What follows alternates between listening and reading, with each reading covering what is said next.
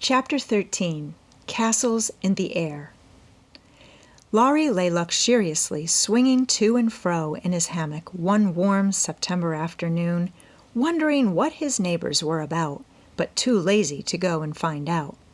He was in one of his moods, for the day had been both unprofitable and unsatisfactory, and he was wishing he could live it over again.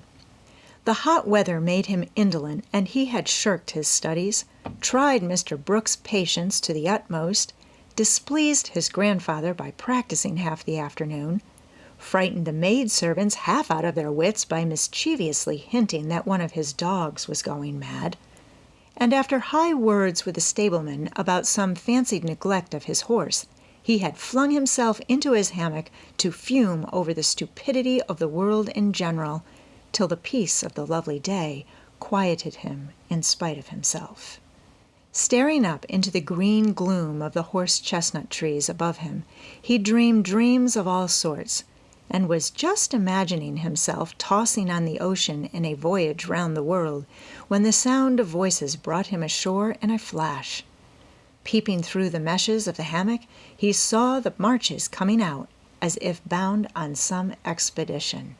"What in the world are those girls about now?" thought Laurie, opening his sleepy eyes to take a good look, for there was something rather peculiar in the appearance of his neighbors. Each wore a large, flapping hat, a brown linen pouch slung over one shoulder, and carried a long staff. Meg had a cushion, Joe a book, Beth a basket, and Amy a portfolio. All walked quietly through the garden, out at the little back gate, and began to climb the hill that lay between the house and river.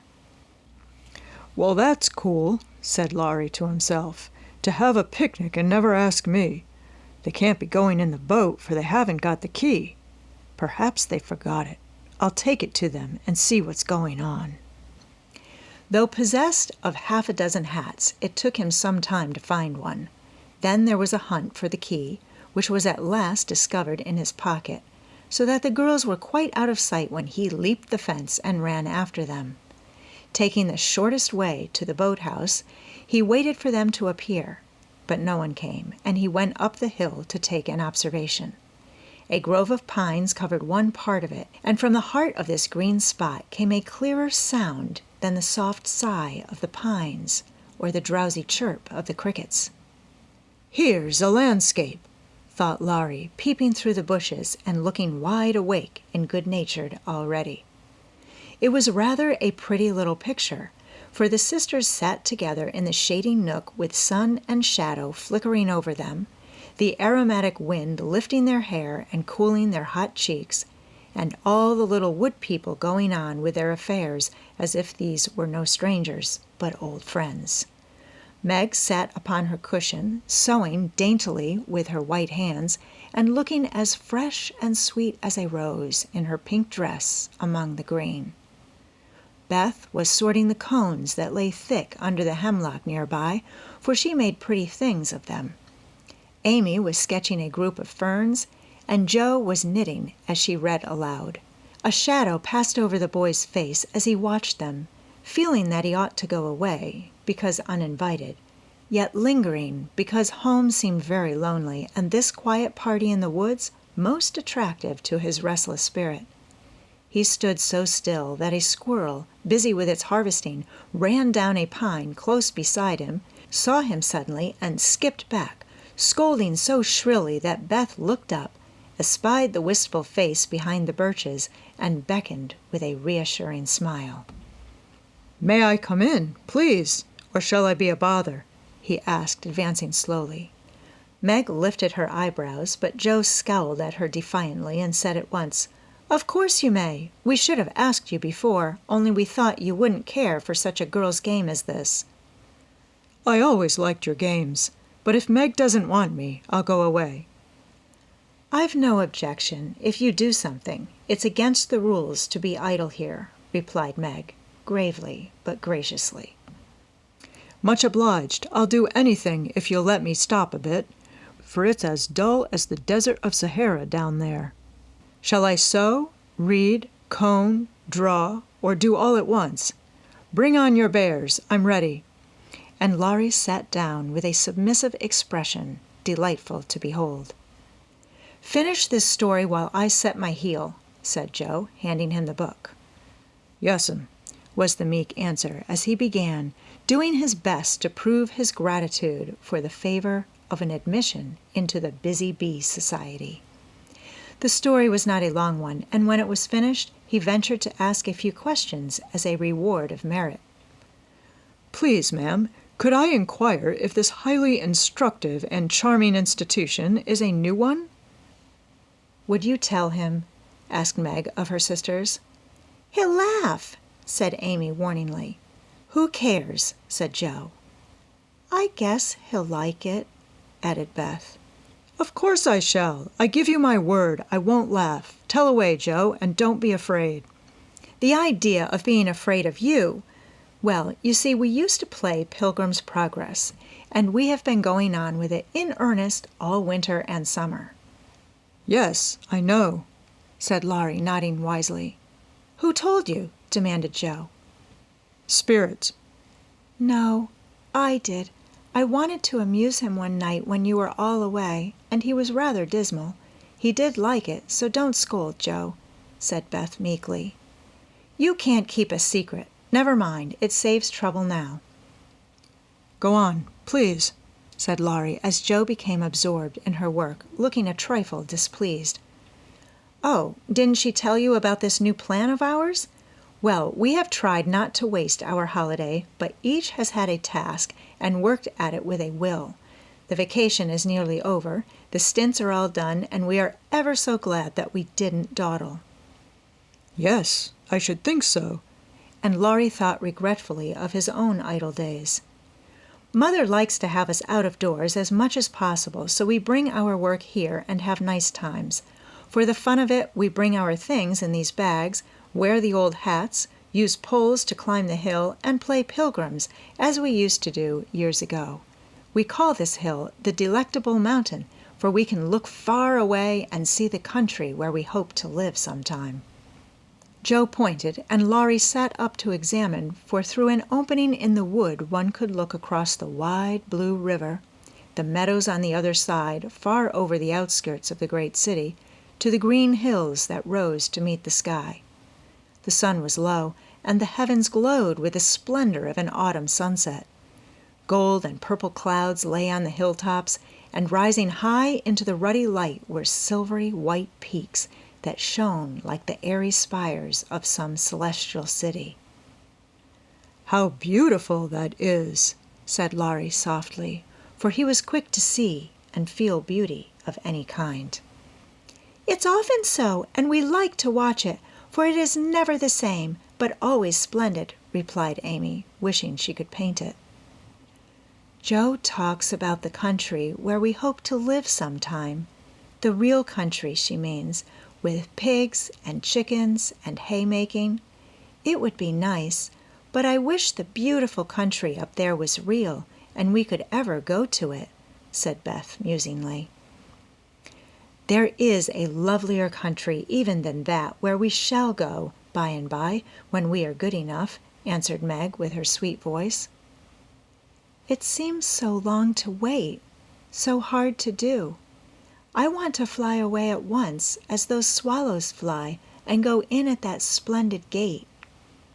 "You'll get there, Beth, sooner or later, no fear of that," said Joe. "I'm the one that will have to fight and work and climb and wait, and maybe never get in after all."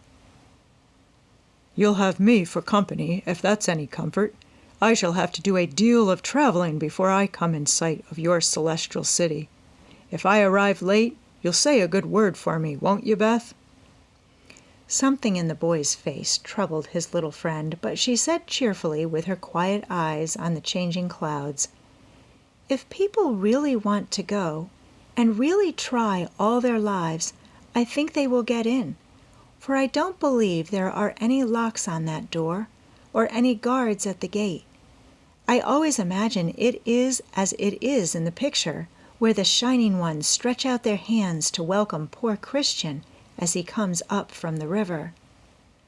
Wouldn't it be fun if all the castles in the air which we make could come true, and we could live in them?" said Joe, after a little pause. "I've made such quantities it would be hard to choose which I'd have," said Laurie, lying flat and throwing cones at the squirrel who had betrayed him. "You'd have to take your favorite one. What is it?" asked Meg. "If I tell mine, will you tell yours?" "Yes, if the girls will too." "We will. Now, Laurie." "After I'd seen as much of the world as I want to, I'd like to settle in Germany and have just as much music as I choose. I'm to be a famous musician myself, and all creation is to rush to hear me, and I'm never to be bothered about money or business, but just enjoy myself and live for what I like. That's my favorite castle. What's yours, Meg?" Margaret seemed to find it a little hard to tell hers, and waved a brake before her face as if to disperse imaginary gnats, while she said slowly, "I should like a lovely house, full of all sorts of luxurious things, nice food, pretty clothes, handsome furniture, pleasant people, and heaps of money. I am to be mistress of it, and manage it as I like, with plenty of servants, so I never need work a bit. How I should enjoy it, for I wouldn't be idle, but do good and make everyone love me dearly." "Wouldn't you have a master for your castle in the air?" asked Laurie slyly.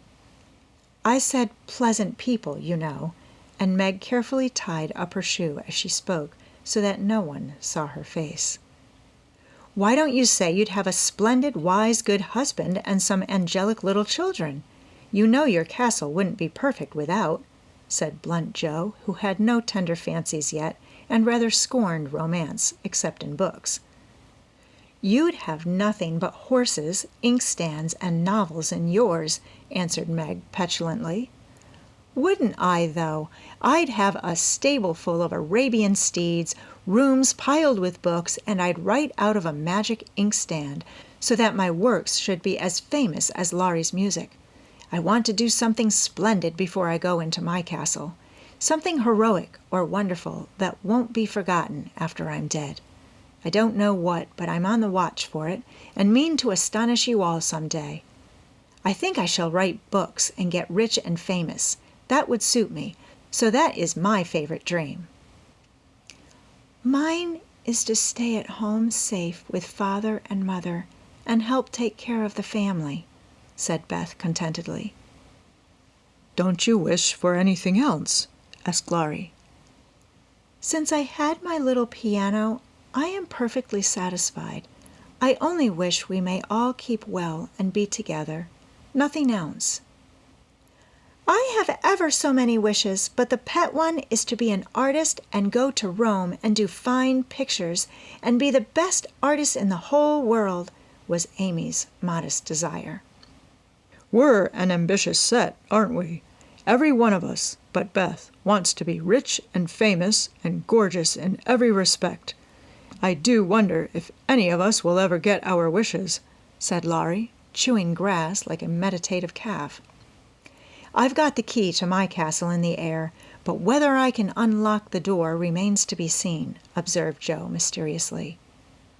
"I've got the key to mine, but I'm not allowed to try it.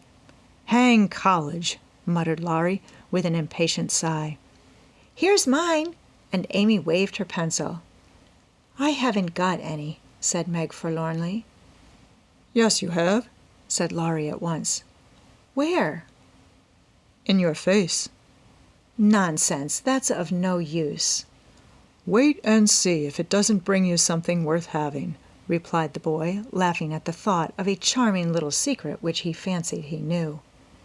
Meg colored behind the brake, but asked no questions, and looked across the river with the same expectant expression which Mr. Brooke had worn when he told the story of the night. "If we are all alive 10 years hence, let's meet and see how many of us have got our wishes, or how much nearer we are then than now," said Joe, always ready with a plan.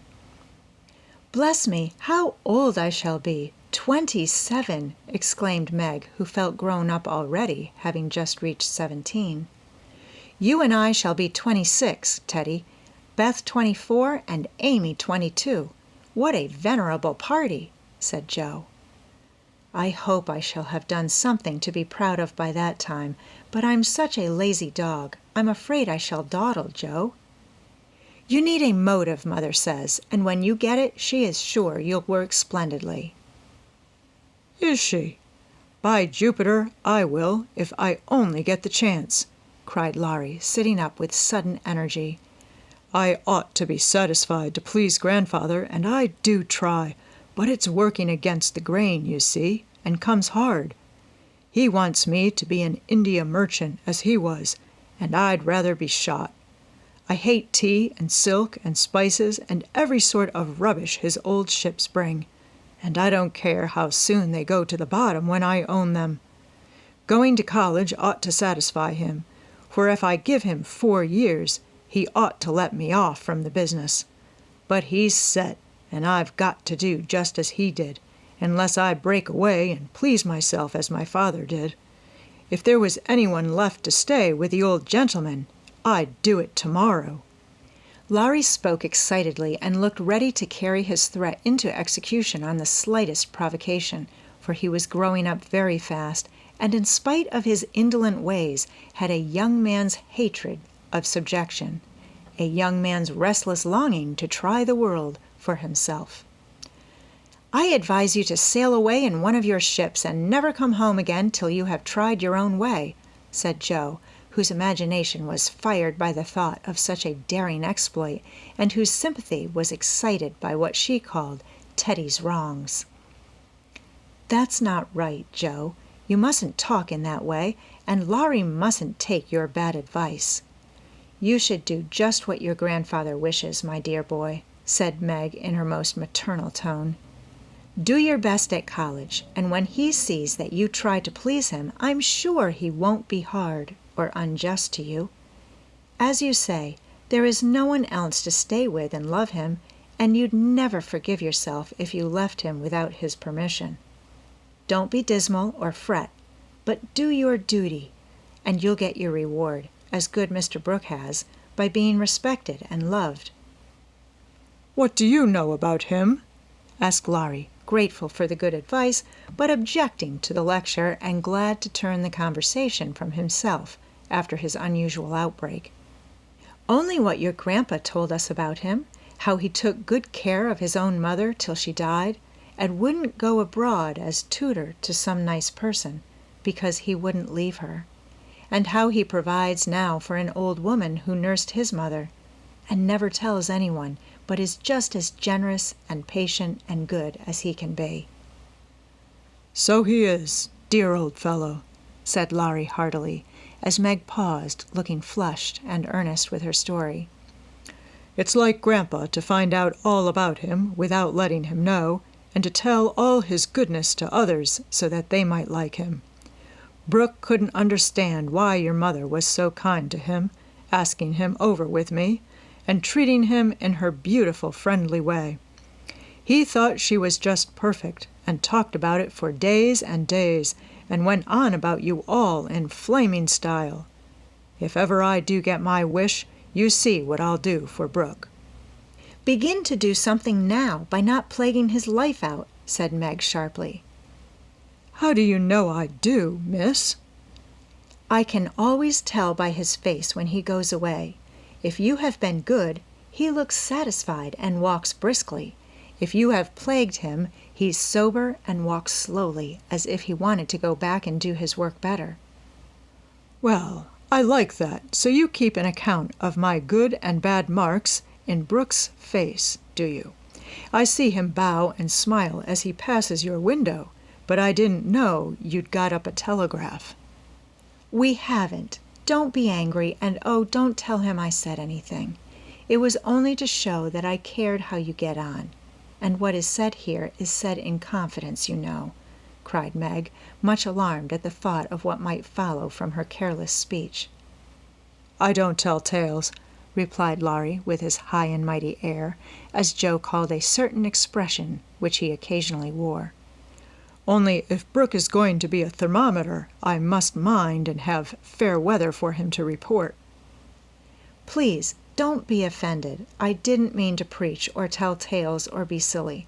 I only thought Joe was encouraging you in a feeling which you'd be sorry for by and by. You are so kind to us. We feel as if you were our brother, and say just what we think. Forgive me. I meant it kindly." And Meg offered her hand with a gesture both affectionate and timid. Ashamed of his momentary pique, Laurie squeezed the kind little hand and said frankly, "I'm the one to be forgiven. I'm cross and have been out of sorts all day. I like to have you tell me my faults and be sisterly, so don't mind if I am grumpy sometimes. I thank you all the same." Bent on showing that he was not offended, he made himself as agreeable as possible, wound cotton for Meg, recited poetry to please Joe, shook down cones for Beth, and helped Amy with her ferns, proving himself a fit person to belong to the Busy Bee Society. In the midst of an animated discussion on the domestic habits of turtles, one of those amiable creatures having strolled up from the river, the faint sound of a bell warned them that Hannah had put the tea to draw, and they would just have time to get home to supper. "May I come again?" asked Laurie. "Yes, if you are good and love your book as the boys in the primer are told to do," said Meg, smiling. "I'll try." "Then you may come, and I'll teach you to knit as the Scotchmen do. There's a demand for socks just now," added Joe, waving hers like a big blue worsted banner, as they parted at the gate. That night, when Beth played to Mr. Lawrence in the twilight, Laurie, standing in the shadow of the curtain, listened to the little David, whose simple music always quieted his moody spirit, and watched the old man, who sat with his gray head on his hand, thinking tender thoughts of the dead child he had loved so much. Remembering the conversation of the afternoon, the boy said to himself, with the resolve to make the sacrifice cheerfully, "I'll let my castle go, and stay with the dear old gentleman while he needs me, for I am all he has."